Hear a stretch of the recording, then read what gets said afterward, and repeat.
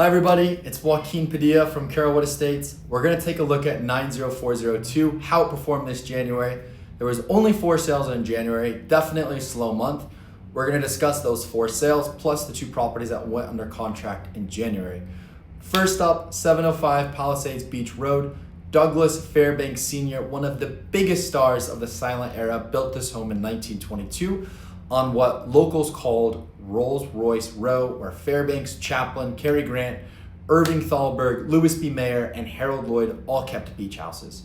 A century later, that same house has been masterfully reimagined as a coastal villa where Spanish colonial revival architecture and bones meet the breezy, sun-washed restraint of California living.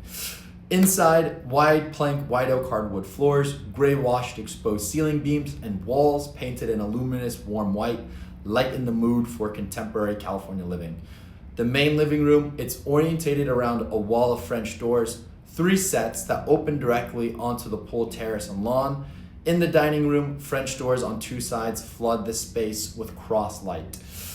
The primary, exceptionally scaled, closer to a private apartment than a standard primary suite, and I love the separate sitting area that's framed by these arched alcoves, plus the private ocean view terrace. Very nice.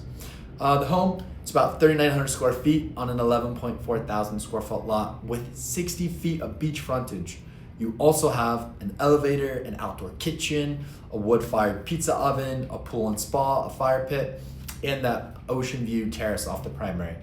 Previously sold in 2021 for $12.82 million. Next up, 574 Latimer Rd. This one sold for $4.99 million. It's a 1955 California post and beam style house. It's set deep in the eucalyptus canopy of Rustic Canyon with the unhurried ease of a Big Sur lodge. Skylights pour daylight through vaulted ceilings. Walls of glass really dissolve into a flat lawn and heated pool. And that hand-carved entry door signals right away that this is a house with both pedigree and soul. The post and beam hallmarks, they're all here and they're very expressive.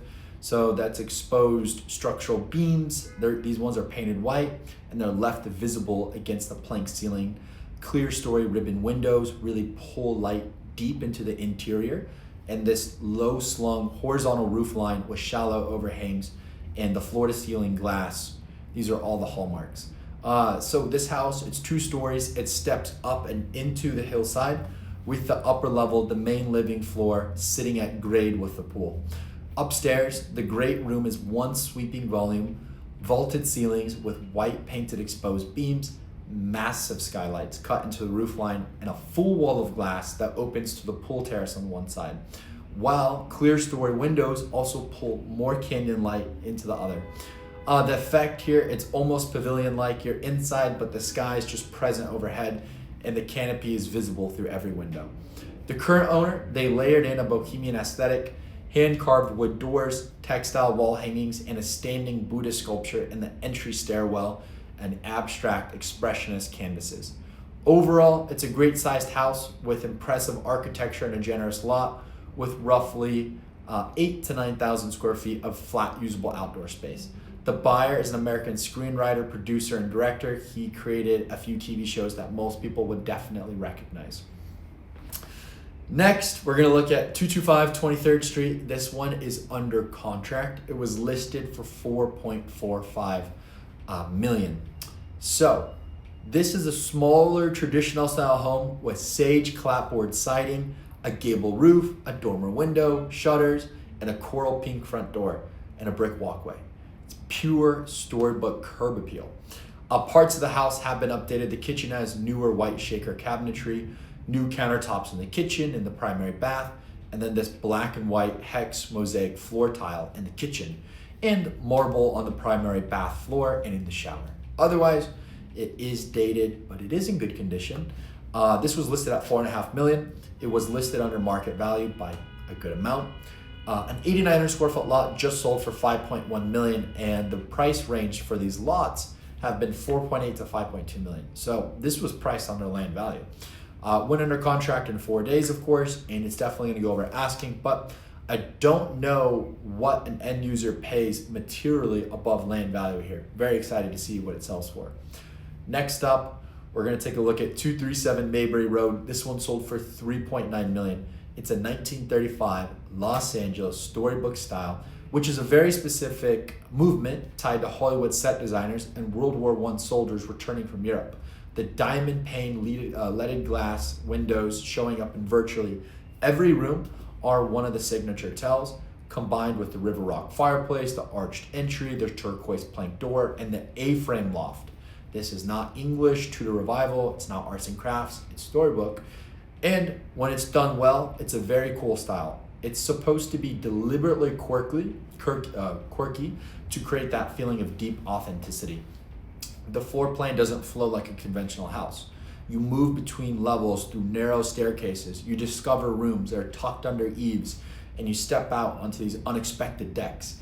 And the views, they shift from canyon to ocean to mountain depending on where you are. The split level multi-structure setup creates distinct zones instead of one open floor plan, and it's a kind of house that rewards exploration. The main living room opens to walls of glass with canyon views on one side, and it connects to a glass-walled sunroom on the other. Then the A-frame loft above is its own world. It has built-in shelving, French doors, and a private deck. This A-frame loft, it's the architectural showpiece. That room is genuinely special. It has cathedral rafters that converge to a ridge, built-ins, a diamond pane window, and it kind of photographs like a mountain cabin dropped onto the Santa Monica hillside.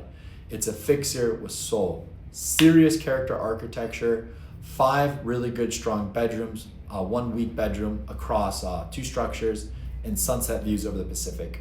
It's sold under asking. The kitchen's original and dated, the bathrooms are charming but not renovated, and 1 bedroom is very tight and bleak, but the buyer got irreplaceable views.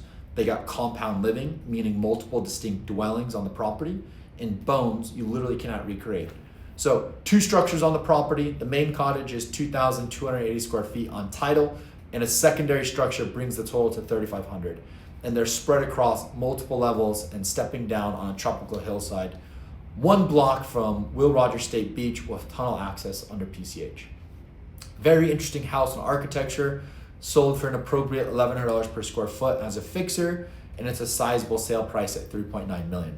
The buyer, they're coming from West Side Village. It's a nice small pocket next to Palms. She's a producer and a TV writer, and she recently produced a comedy for FX. Next up, 275 Amalfi Drive. This one sold for $4.28 million. Canyon mid-century modern, built in 1961, thoughtfully renovated. The tells are textbook. So we have this low-pitch hip roof, wide eaves, running bond brick chimney, another really big tell, teak framed windows throughout, exposed beam and plank ceilings, and an open staircase with metal balusters. So Santa Monica Canyon is one of the most historically important neighborhoods for residential modernism in LA. Neutra, Koenig, Serenade, the Eames, they're all built here. And this home sits in that lineage as the everyday residential version of what those architects are doing. This is not a pedigreed architectural statement. It is a residential mid-century, and it really defined canyon living in the early 1960s. It's about 2,138 square feet. It's across 2 floors with 4 bedrooms and 3 baths. So the math does not really allow generous bedroom size. The primary fits a queen, not a king. The closets are sliding door reach-ins, and the kitchen has no island. My favorite room, it's the main level living room. You have a wall of teak framed glass, oversized sliders, plus fixed picture windows, and it kind of wraps the west facing elevation. It opens directly to a covered deck that overlooks the pool and the canyon and beyond. And to their credit, the current owners updated the bathrooms, the kitchen, and outdoor areas to contemporary standards. It's a nice renovation. The 3 bathrooms are well done, floating vanities, wall-mounted faucets, backlit mirrors, olive sage tile in the primary, and the kitchen has new countertops, a wolf range, and shaker cabinetry. The outdoor program, that's really the competitive edge here. We have a heated pool and spa, a covered dining deck with string lights, a fire pit terrace, a multi-level orchard, and again, the lot opens up to the canyon with gorgeous, huge views. Went under contract in 11 days. That was very fast. The buyer's coming from Santa Monica and is a clinical professor of psychiatry at UCLA. This is a trend I'm noticing in the canyon. A lot of doctors and a lot of therapists and psychiatrists. Canyon must be good for you, I guess. Moving on, 711 Kingman Ave. This is under contract. It was listed for $4 million. It's a post-war California coastal range. I like that the profile sits quietly within the streetscape rather than competing with it. It's single story, it's a low slung silhouette. It has board and batten siding, a wood front gate, and really nice simple landscaping. Inside, the open concept great room is anchored by a wood burning fireplace and the vaulted white painted exposed beam ceiling, which runs uninterrupted from the living area all the way to the kitchen. It delivers a sense of volume that kind of belies the home's 1,331 square foot footprint. In the kitchen, the butcher block island is the anchor. It's a generous slab, it's a warm walnut tone, and it doubles as a breakfast bar. French doors off the dining area and the primary open to the 6,500 square foot lot that unfolds into what I believe and feels like a private, lushly landscaped canyon compound. The kidney-shaped pool sits center stage, and their organic curves are softened by poured concrete coping that has aged into a warm, natural patina. Now, for the numbers, at $4 million, this is about $600 per square foot of land for this 6,500 square foot lot in Santa Monica Canyon, where flat, usable lots are scarce. They're very rare. For context, 354 Entrada, a 6K lot on a busy cut-through street, sold for $2 million and $350 per square foot of land. If you adjust that up for a better cul-de-sac setting and more privacy, I'd say we have at least $2.7 million in land value here. If you look at North Montana as another benchmark, land there is trading at $525 per square foot for the 7,500 square foot lots. And it's trading for $550 up to $600 per square foot of land for the 9K lots. So I bring this up because the math kind of reframes a $3,000 plus per square foot headline number for this house. You're not paying $3,000 per square foot for the structure.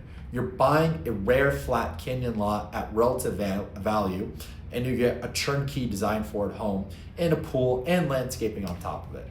All right, thanks for tuning in, guys. If you or somebody knows thinking of selling, give us a call, shoot us a text, and email.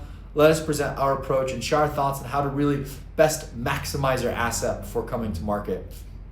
We have an excellent network of professionals to prep the house, from basic paint, landscaping, decluttering, minor remodel, full remodel, interior designer, and of course staging.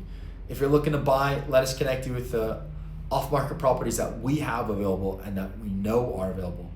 Give me a call, 310-943-0909. Thank you.